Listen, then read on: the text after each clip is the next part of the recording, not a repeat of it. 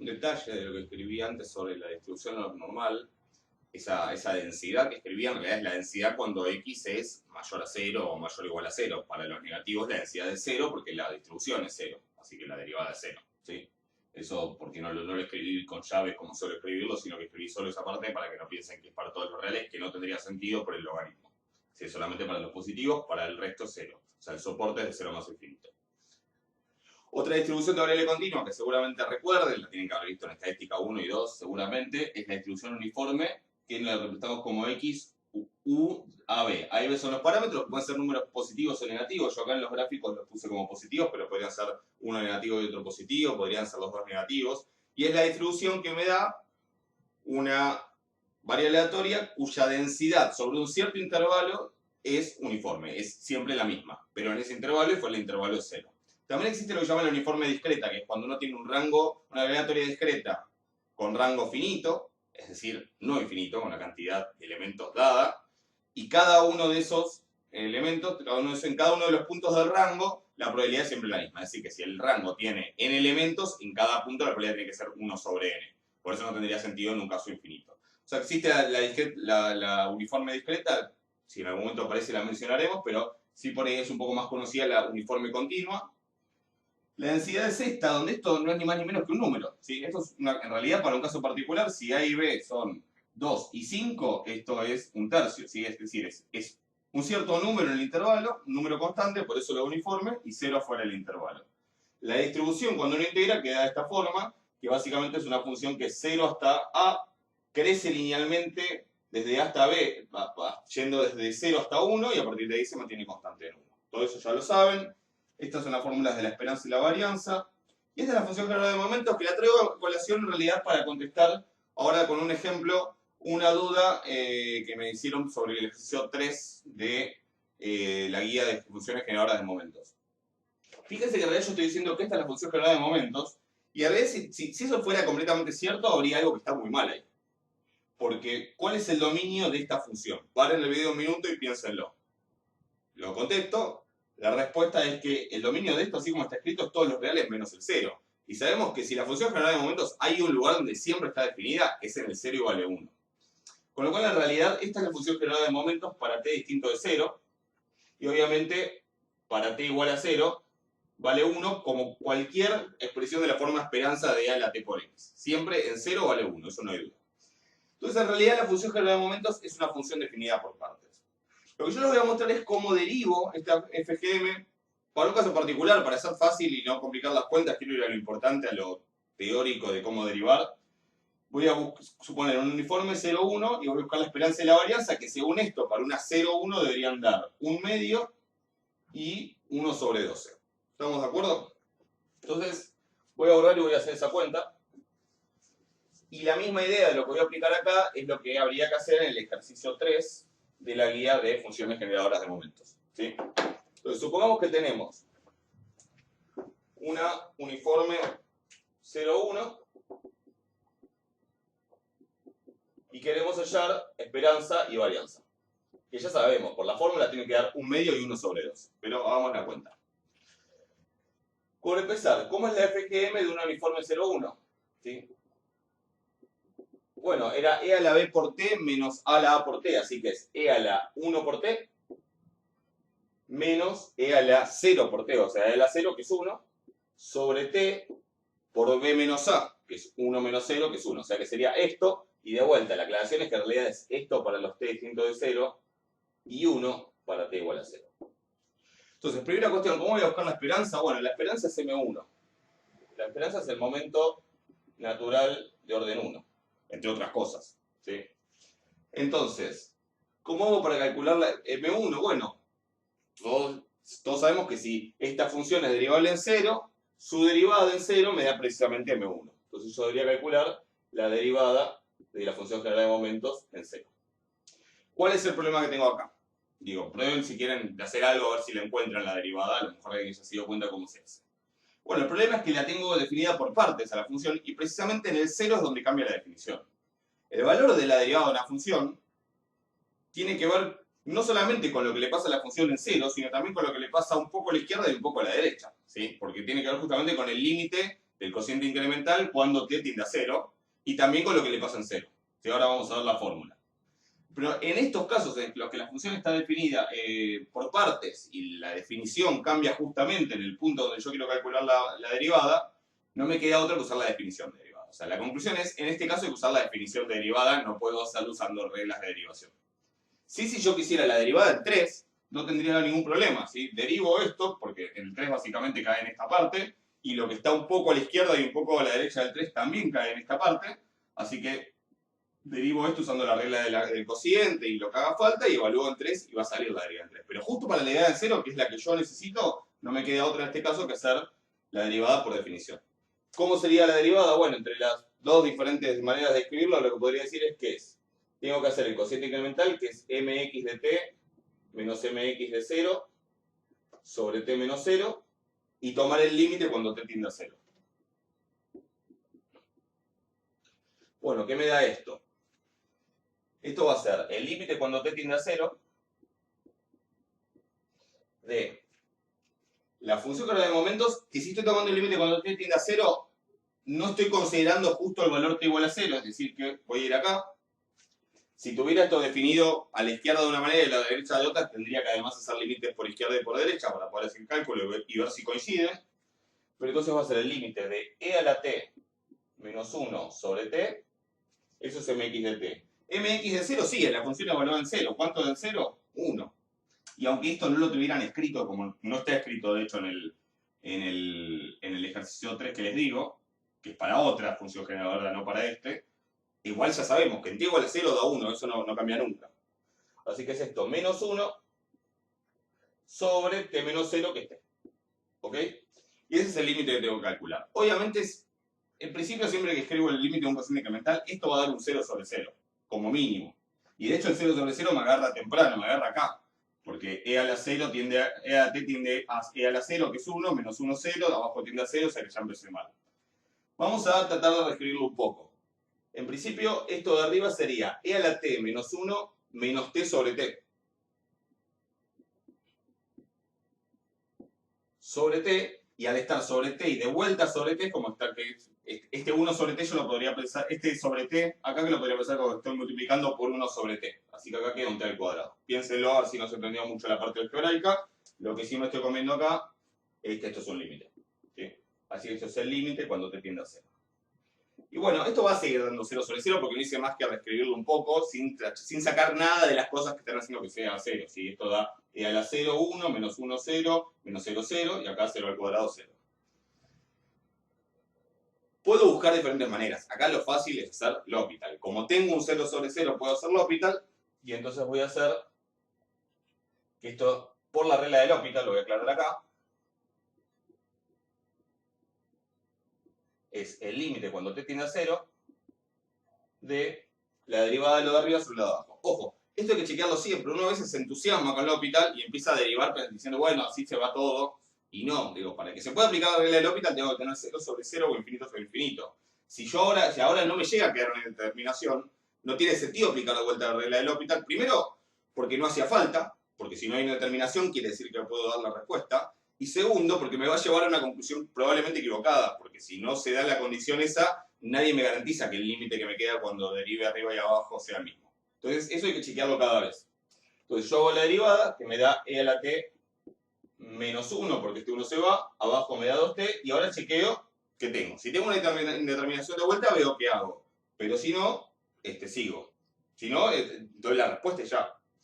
Cuando t tiende a 0, arriba vuelve a tender a 0, e a la 0 menos 1, y abajo también tiende a 0. ¿Puedo aplicar L'Hopital de vuelta? Sí. ¿Puedo hacer otra cosa? Bueno, a lo mejor a alguien se le ocurre, a lo mejor alguien sabe cuál es el límite de e a la t menos 1 sobre t, eso es un límite conocido, pero si no lo saben, no importa.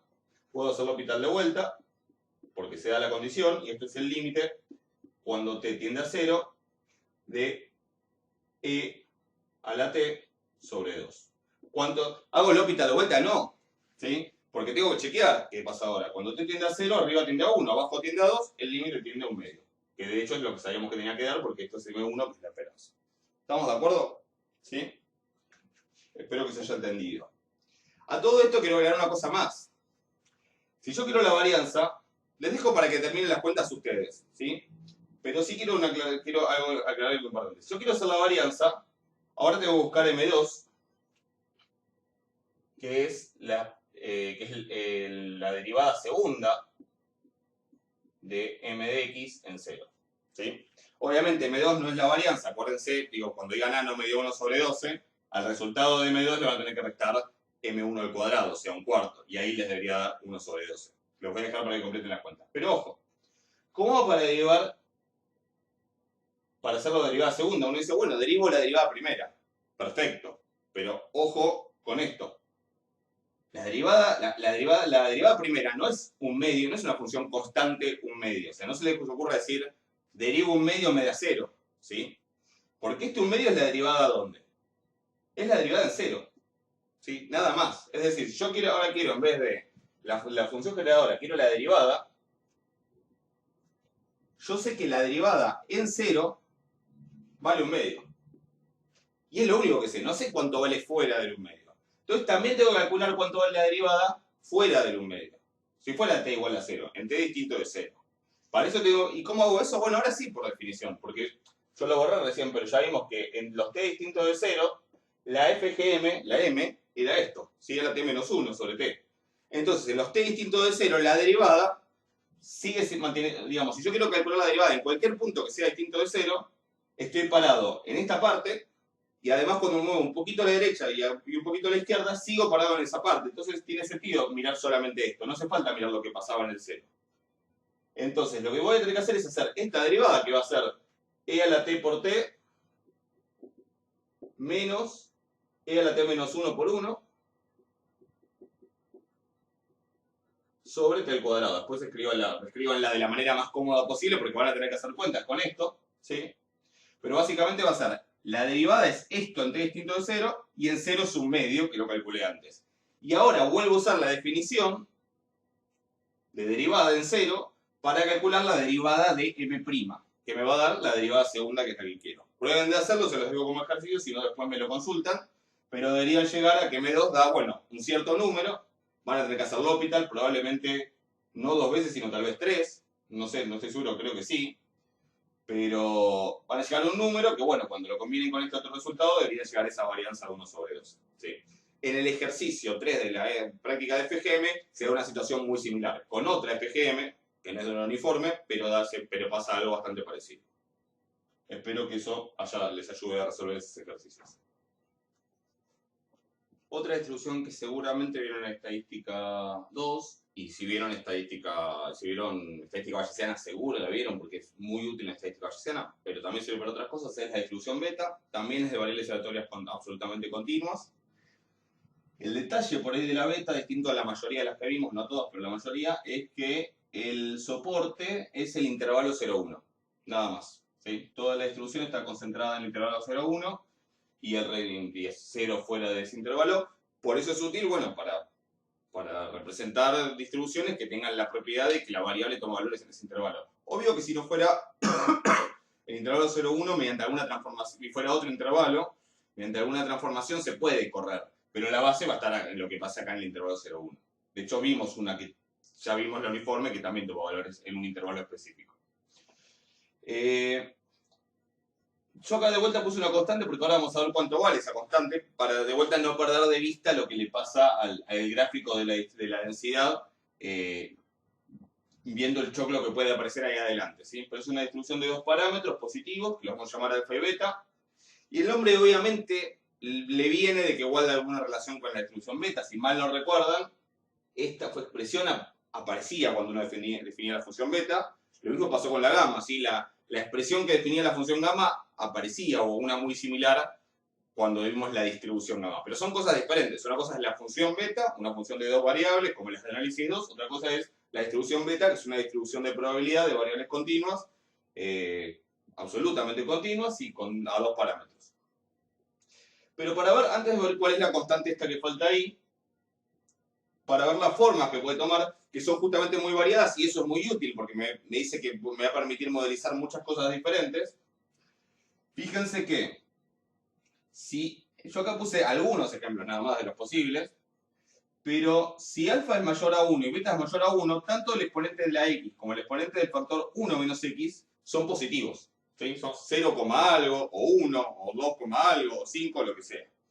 Eso hace que cuando x se acerca a 0, esto se acerca a 0, y cuando x se acerca a 1, este 1 menos x también se acerca a 0. O sea que tanto hacia un lado como hacia el otro den 0. Pero eso porque los exponentes quedan positivos. ¿Qué pasaba cuando el exponente me quedaba negativo? Como por ejemplo si tomo alfa menor a 1, que el exponente de la x me va a quedar negativo. Habíamos dicho que en ese caso yo tenía que pensar como que era 1 sobre x con un exponente positivo. Entonces en ese caso el denominador va a tender a 0 y 1 sobre x, es decir, x a la algo negativo, va a tender a infinito. Por eso en este caso, en x igual a 0 hay una asíntota vertical. ¿Sí? Sin embargo, si beta es mayor a 1, en 1 el comportamiento sigue siendo el mismo, sigue tendiendo a 0. ¿Sí? Sigue terminando acá. Y después obviamente sigue siendo 0 tanto acá como acá. Obviamente si fuera al revés, si fuera alfa mayor a 1 y beta menor a 1, tendríamos algo al revés, ¿no? Acá estaría cerca de 0 y acá tendría la asíntota vertical en 1, ¿no? Sería algo así. Tendría acá y tendría la asíntota vertical en 1. Pero eso si estuvieran al revés. Si los dos fueran menores a 1, habría una asíntota vertical acá y otra asíntota vertical acá. ¿Estamos de acuerdo? Y las formas van cambiando según los valores relativos de alfa y beta. ¿Sí? Se tira más para un lado o más para el otro la distribución según los valores relativos de alfa y beta. Por eso acá les dibujo como varios ejemplos posibles. Prueben, si quieren, busquen la bibliografía como para ver cómo influyen los parámetros en la forma. También podría tener el caso en que alfa es igual a 1. Si alfa es igual a 1, me da x a la 0 y este factor desaparece y simplemente me queda 1 menos x a la beta menos 1. Que en 0 me va a dar un valor que no es 1, sino la constante que tengo acá, y en 1 va a tender a 0. Si los dos fueran iguales a 1, me queda x a la 0 por 1 menos x a la 0. En ese caso que me queda solo la constante. ¿Qué le pasa a una densidad que es constante en todo el intervalo 0,1? Piensen un minuto, a ver si ya la vieron. Si le contesto, esto es ni más ni menos, ¿sí? La beta 1, 1. Ya vimos una distribución que era constante en un intervalo. Y si es constante en el intervalo 0,1, ¿qué va a ser? Es la distribución uniforme 0,1. La distribución uniforme 0,1 es un caso particular de la distribución beta. No todas las uniformes, porque después se puede correr el intervalo. Pero bueno, si uno la beta la corriera, tendría incluidas a todas las uniformes. Esto quería mencionar. Y ya que estamos, ¿quién es esa constante? Bueno, no es muy difícil de ver. Recuerden que se tiene que cumplir que la integral de toda la densidad entre menos infinito y menos infinito, entre menos infinito y más infinito, tiene que ser 1. ¿Sí? Y la integral de la densidad, ¿quién es? Bueno, es la integral de esta función, que entre fuera del intervalo 0, 1 vale 0. Así que en realidad lo único que necesito es integrar entre 0 y 1 esta expresión. La constante la puedo dejar afuera. X a la alfa menos 1 por 1 menos x a la beta menos 1. ¿Cuánto es integral? Bueno, según el alfa y el beta, diferentes cosas, pero ya tenemos una manera de definir eso directamente. Esto es k, lo de afuera, y lo de dentro de la integral es la función beta evaluado en alfa beta. Es la función beta tal cual la definimos, sin ninguna cosa rara como nos pasó con la gamma, es la función beta. O sea que como esto tiene que dar 1, nos queda que k es 1 sobre la función beta. ¿Sí? 1 sobre beta. O sea que acá donde dice k podría poner 1 sobre beta. O también, recordando que beta de alfa beta es gamma de alfa por gamma de beta sobre gamma de alfa más beta, podríamos poner lo contrario, lo inverso, que es esto. De hecho, una vez que uno escribe esto en la función beta y lo otro en la fórmula, es muy fácil, se vuelve complicado recordar si beta de alfa beta es esto o lo contrario, pero bueno, hay que tener cuidado de no confundirse. O sea que lo que uno tendría que poner en lugar de k es esta expresión. Pero de vuelta lo mismo que les dije con la gamma. Si yo pongo, como de una les digo, la densidad es esta cosa por esto, es como que todo esto empieza a molestar a la vista. Por más que uno tenga claro que lo único que hay que mirar es la x. Entonces prefiero primero dejarlo de lado y después decir, bueno, sí, la densidad es esto, que es una constante en realidad, por x a la alfa menos 1 por 1 menos x a la beta menos 1. ¿Sí? Y la beta en particular incluye a la uniforme. Otras cosas por decirle la beta, bueno, la esperanza, la varianza, miren, la esperanza es alfa sobre alfa más beta. La varianza es más complicada de la fórmula. Y la función general de momentos no es fácil de definir en general. Para algunos valores particulares, en particular para valores naturales de alfa y de beta, sí se puede definir, pero no hay una fórmula general que valga para la beta, para todos los alfa y beta posibles. No es que no exista, no hay una manera fácil de escribirlo. En realidad se puede escribir como una serie infinita, pero no hay una manera fácil de escribirlo en general para alfa y beta, aunque sí está definida la FGM en un entorno del cero como necesitamos. ¿Sí? Así que bueno, esa es la distribución beta.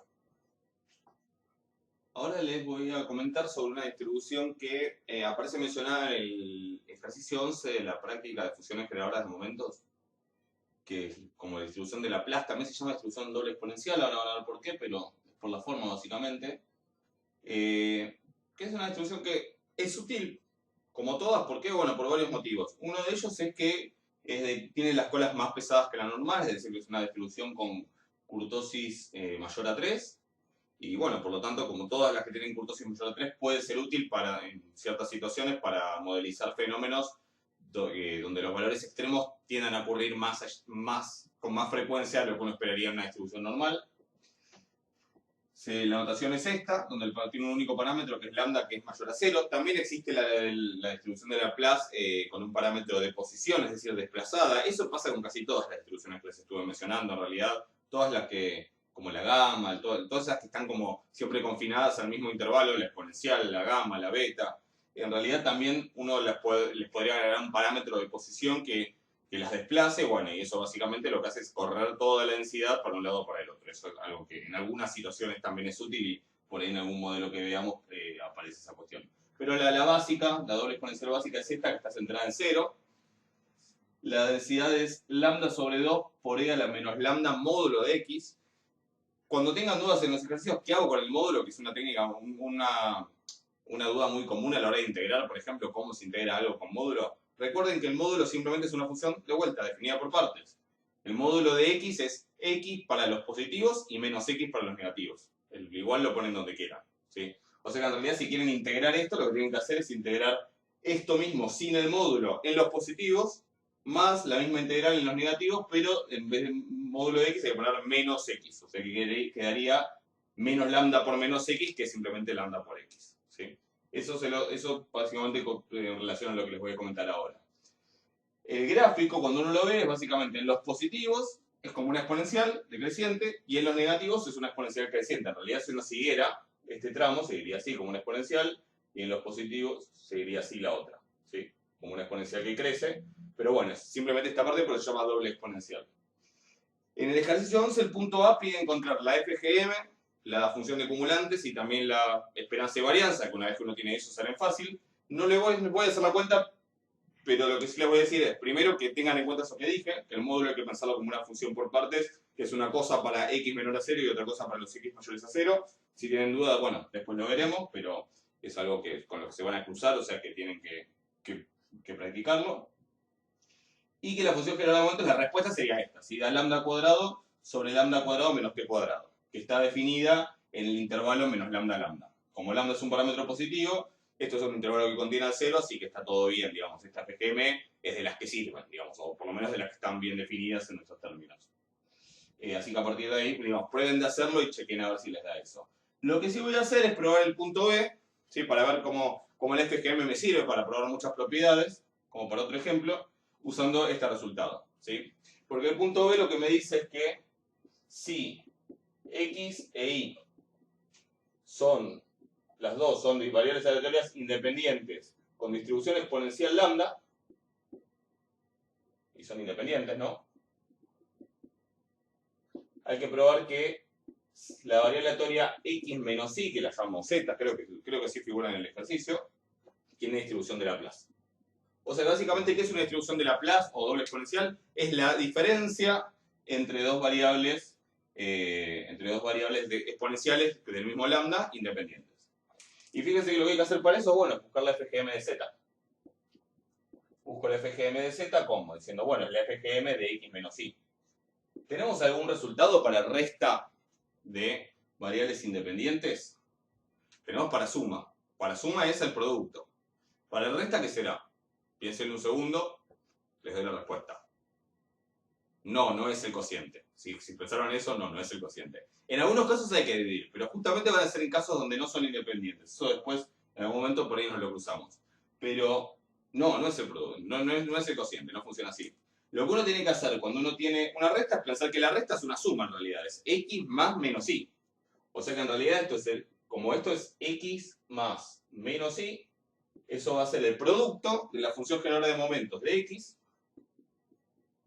y la función generadora de momentos de menos y. Y ahora sí, ¿qué hago con el menos de la i? Porque yo no sé el de menos i, yo sé que i es una exponencial. ¿Qué es menos i? No sé. En realidad sí, es una exponencial para el otro lado, pero no la tengo esa como qué fórmula tiene. Bueno, es una constante que multiplica i, así que la meto adentro, como ya vimos. Esto me queda mx de t por mi de menos t. Y si quieren, chequen que esto no es lo mismo que tengo que hacer el cociente. O sea, esa propiedad, uno tiende a pensar por ahí que con la resta debería ir el cociente, no funciona así. En algunos casos funciona, pero justamente no bajo independencia, sino en algunas otras situaciones un poco más extrañas que después pues, se van a encontrar en la práctica 3, en la práctica de teorema central del límite y distribuciones muestrales. Entonces, ¿qué me queda? Bueno, me queda el FGM de x, que es una exponencial lambda, les recuerdo, esa era lambda sobre lambda menos t, por la FGM de y, que es la misma, pero valora menos t, o sea que donde dice t tengo que poner menos t. ¿Qué me va a quedar? Me va a quedar lambda sobre lambda más t. Insisto, vale esta propiedad de acá porque son independientes. Si no son independientes no puedo usar esa propiedad. Entonces hago la cuenta y dice que ya está. Lambda por lambda es lambda al cuadrado, lambda menos t por lambda más t, con su producto de conjugado me da la diferencia de cuadrados. Lambda al cuadrado menos t cuadrado. O sea que ya está. ¿Qué digo finalmente? Que como la FGM de z es la misma que la de una exponencial, que la de una doble exponencial, o sea, que la de una Laplace de parámetro lambda, entonces, por el teorema de inversión que vimos, ¿sí?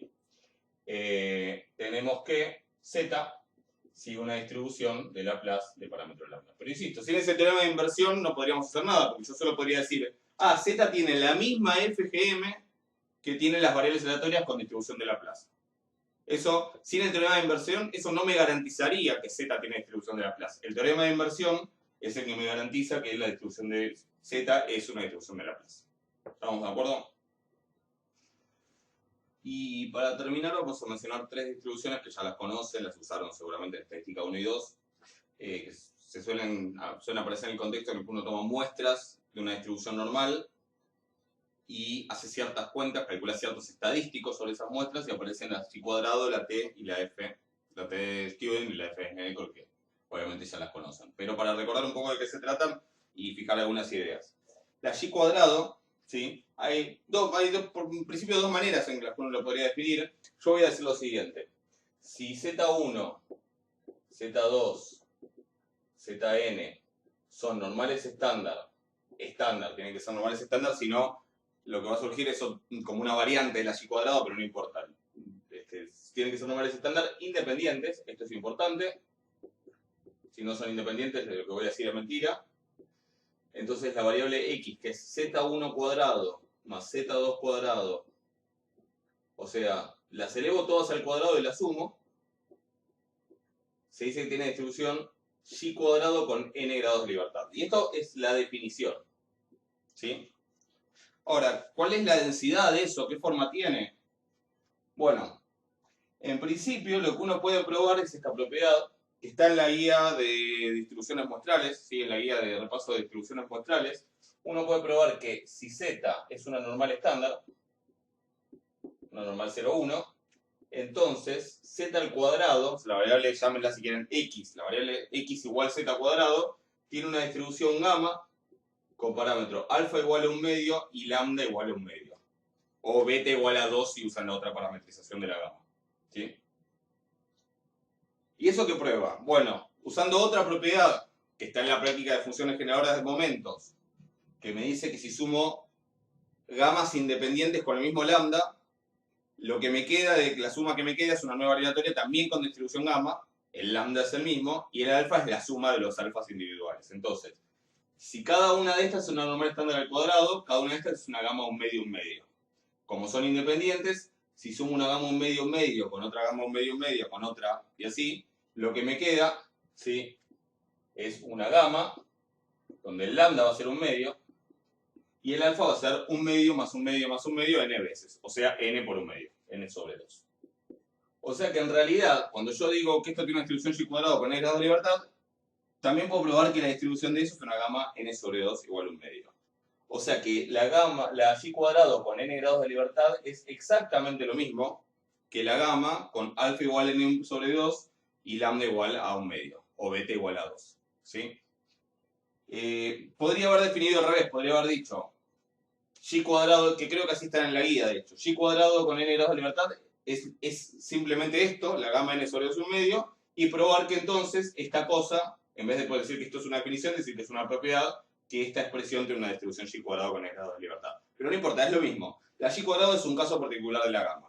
Y saber que es una gama me ayuda, por ejemplo, recordando que la esperanza de una gama es alfa sobre lambda, si hago esto divido esto, a ver que la esperanza en una y cuadrado es n, la varianza, como es alfa sobre lambda al cuadrado, me va a dar 2n, esas son cuentas que pueden hacer. La pueden buscar la función generatriz de momentos, que también está como un ejercicio en la guía. Y en particular puedo analizar las formas que va a tomar esto. Piensen que por una y cuadrado con un grado de libertad, voy a tener alfa igual a un medio. Un medio es menor que 1 y habíamos visto que en las gamas, cuando el parámetro alfa era menor que 1, lo que teníamos era en 0 una asíntota vertical. O sea, va a ser una forma así. ¿Sí? La y cuadrado con un grado de libertad. Obviamente va a integrar 1, todo lo de siempre. Por una y cuadrado con 2 grados de libertad, el parámetro alfa me da 2 medios, o sea 1. Y eso también es una exponencial. O sea que la y cuadrado con 2 grados de libertad es una exponencial. Una exponencial con lambda 1 medio, es un caso particular de la exponencial. O sea que muchas de las cosas que definimos vuelven a aparecer, porque bueno, sí, se usan en diferentes contextos, pero en algún sentido se intersecan. O sea que va a tener una función de densidad así. Esto obviamente es la parte que importa, en la parte que no importa, en la parte que no está en el soporte va a ser 0. Y a partir de 3 en adelante, como 3 medios, 4 medios son todos números mayores que 1, ya va a empezar en 0, la densidad. Para los muy chicos va a empezar muy pegada al eje, como una y cuadrado con 3 grados de libertad, y se va a ir como despegando. Y para n muy grande, esto va a tender a correrse para este lado, porque además piensen que la esperanza es n, o sea que esto efectivamente se tiene que ir corriendo para este lado, cuando n aumenta. Y de hecho se puede probar usando el teorema central del límite que esto va a ser cada vez más parecido a lo normal. Así que en el límite, si uno hace cierta estandarización para que todo tenga sentido, después cuando repasemos el teorema central del límite lo vamos a volver a enunciar correctamente, con detalle, para que signifique algo matemáticamente y no solo la intuición. Pero esto, bueno, tiende a una normal, por decirlo simplemente. ¿Ok? O sea que la y cuadrado es un caso particular de la gama, y está bueno recordarlo porque todo lo que sé de la gama lo puedo aplicar entonces para encontrar propiedades de la y cuadrado.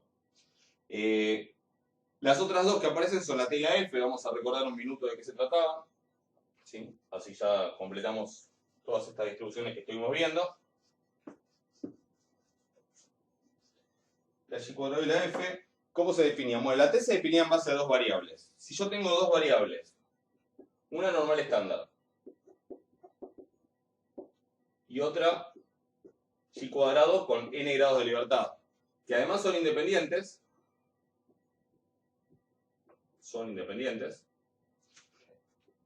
entonces cierta cosa, por definición, va a tener distribución t de Stewart con n grados de libertad. Es decir, la distribución que tenga esta cosa que voy a escribir se le llama, por definición, t de Stewart con n grados de libertad. ¿Quién es esa cosa? Les recuerdo, es la normal estándar dividida por la raíz de la y cuadrado que antes la tengo que dividir por su grado de libertad. Esto es una constante. Esto también, por definición, es una t de Stewart con n grados de libertad. Los grados de libertad que me los da, los grados de libertad de la y cuadrado que pongo en el denominador. ¿Eso tiene una densidad? Sí, se podría buscar la densidad de eso. ¿Sí? Y bueno, uno podrá encontrarla. Y tiene una fórmula bastante fea, pero de vuelta hay que tratar de que el árbol no tape el bosque, que es lo importante. Y en general lo que uno ve en esos casos es que la esperanza da siempre, o sea, que está centrada en el cero, ¿sí? Ahora les comento algo sobre eso de la esperanza. Y que en general, por ejemplo, una t Stewart con un grado de libertad va a ser así. Uno la ve parecida a la normal, pero en realidad una t Stewart con 2 va a ser más así. Y una t Stewart con 3 se va a ir como levantando. Y en realidad todas van a tener las colas más pesadas que la distribución normal. De hecho, un detalle. La t Stewart con un grado de libertad no tiene definida la esperanza, no tiene momento de orden 1. ¿Sí? Si uno lo trata de calcular, se ocurre el caso este de menos infinito más infinito, esa indeterminación. Entonces no tiene definido momento de orden 1. La T de Stuyven con 2 tiene definido M1, que da 0 obviamente, esto está centrado en el 0, pero no tiene definido M2, así que tampoco tiene varianza. La T de Stuyven con 3 tiene definido M1 y M2, pero no tiene definido de M3 en adelante. Siempre si está definido un momento, están definidos los anteriores, pero no necesariamente los que siguen. Esa es una propiedad que no les había mencionado. La T de Stuyven con n en general tiene definidos todos los momentos de 0 hasta n-1, pero no de n en adelante. Eso es por cómo es la forma y justamente por las colas pesadas. Se usa, por lo tanto, además de los contextos de muestreo y de diferencia estadística, se usa para modelizar fenómenos en los que tienden a ocurrir valores extremos con más frecuencia que en la distribución normal, porque es más platicúrtica, digamos, tiene colas más pesadas que la distribución normal. Y bueno, y finalmente, y cuando n tiende a infinito, la distribución tiende a parecerse cada vez más a la normal. O sea, una T de Stuyven con 837 grados de libertad es casi indistinguible a los efectos prácticos de la normal. Uno podría usar la tabla de la normal en vez de la T de Stuyven. Por eso, de hecho, si uno va a una tabla de la T de Stuyven, en algún momento dice infinito o algo por el estilo, y los valores que figuran en realidad son los de la tabla de la distribución normal. Pero bueno, y para terminar la F, simplemente recordarles que se definía de esta manera, porque va a aparecer en algunos contextos, que si x1 es una y cuadrado con m grados de libertad, y x2 es una y cuadrado con n grados de libertad, por si no lo dije todavía, para evitar dudas, mi m es con 3 montañitas y mi n es con 2, porque para los que en esto ven una m, lo hizo, supongamos que son independientes.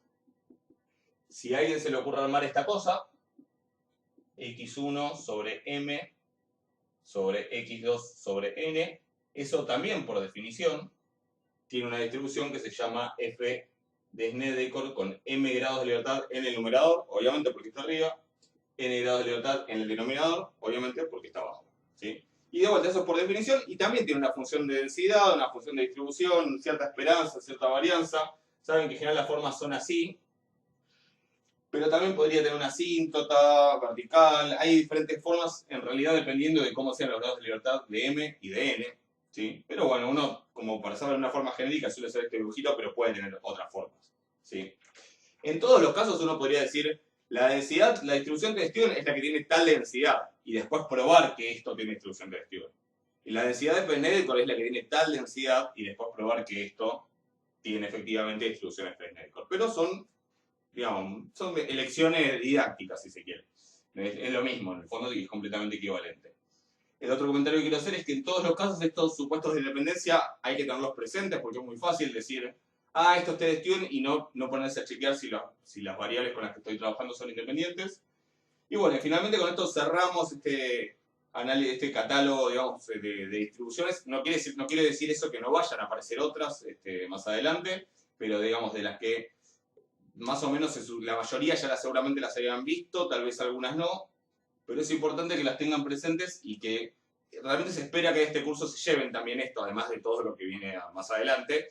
Pero ustedes ya vienen viendo esto una y otra vez, pero piensen que ustedes se van a dedicar a modelizar. O sea, ahora ya no hay diferentes disciplinas acá. Todos y todas ustedes van a ser actuarios y actuarias y actuaries, y básicamente van a querer modelizar ciertos fenómenos aleatorios, y a la hora de elegir una distribución para algo, si uno tiene un catálogo básico, y este es un catálogo básico, acá podría meter muchas cosas más, si uno tiene este catálogo básico de qué distribuciones hay, qué propiedades tienen, qué formas toman, en qué caso tiene sentido usar unas y otras, cuando uno se encuentra con un montón de datos, con un gráfico, no se le ocurriría nunca de dónde empezar. Después hay herramientas de inferencia y hay un montón de herramientas para ver si tiene sentido o no suponer tal distribución. Pero primero hay que, a uno se le tiene que ocurrir qué distribución plantear para ver si tiene sentido o no usarla. Después, en una de las próximas clases vamos a hablar sobre las pruebas de onda de ajuste para decir, bueno, ahora, a mí se me ocurre que esto a lo mejor queda bien con la log normal. ¿Funcionará? No sé. Hagamos una prueba. A lo mejor me dice que no, pero se me tiene que ocurrir primero que tal vez funcione una log normal. Si yo no tengo ni eso para empezar, no tengo nada para plantear y para contrastar. Y básicamente no es lo único que van a hacer, pero es una de las cosas por las que van a tener que saber hacer. Y además de lo estrictamente de la actuación profesional, digamos, o de la investigación que pueden hacer, también se espera que todo esto lo tengan fresco en las próximas materias. Si ustedes van a las materias actuariales y cuando les mencionan la distribución binomial negativa, están con la cabeza haciendo un esfuerzo en recordar qué era, por qué tenía ciertas propiedades, etcétera, se van a perder lo realmente importante de lo que les van a estar hablando, que no es la binomial negativa, sino como determinado modelo sobre seguros de tal cosa.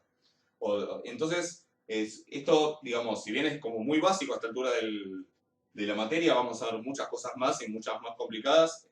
Realmente traten de todo esto e ir ejercitándolo y teniéndolo presente porque es importante para su formación. Así que bueno, espero que les haya servido también. Espero que estén bien, cuídense y bueno, me van escribiendo con cualquier duda y en estos días nos veremos. Así que bueno, saludos.